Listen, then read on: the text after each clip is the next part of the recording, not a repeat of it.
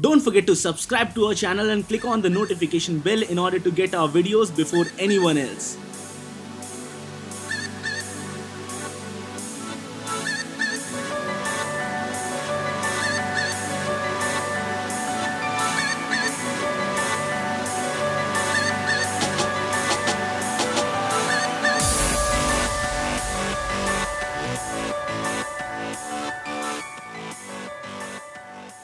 Hello folks, this is Untitled from InspiredToRise.com and this is the Nokia 6. It comes with a 5.5-inch Full HD display with Corning Gorilla Glass 3 protection. This phone weighs around 169 grams. And on the right hand side we have the power button and the volume rocker. The antenna bands of this phone are quite different as they are on the top and the bottom of the phone, which gives you great cellular reception. On the left hand side we have the SIM tray slot for this phone. It's a dual SIM phone with nano SIM and a hybrid SIM tray slot. It features an all metal unibody design which does get smudges quite easily. On the top we have the 3.5mm jack, the camera bump is slightly protruding out and we have one another active noise cancellation dedicated microphone. On the bottom we have the micro USB port along with the speaker grill and the microphone. If you look closely, the design for this phone is quite sturdy, and on the bottom you also get backlit capacitive keys, so those are quite good, and you have the fingerprint sensor on the front. Inside though, the smartphone comes with a Qualcomm Snapdragon 430 Octa Core chipset with 3GB or 4GB of RAM and 32GB or 64GB of internal storage.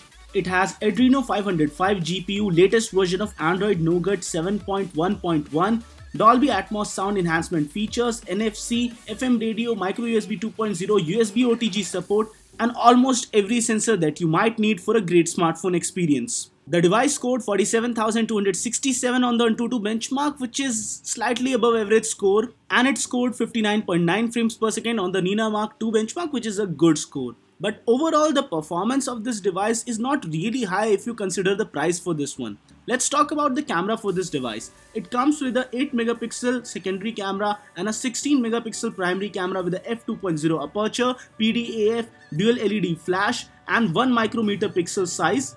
The video quality that I took was maximum 1080p at 30 frames per second.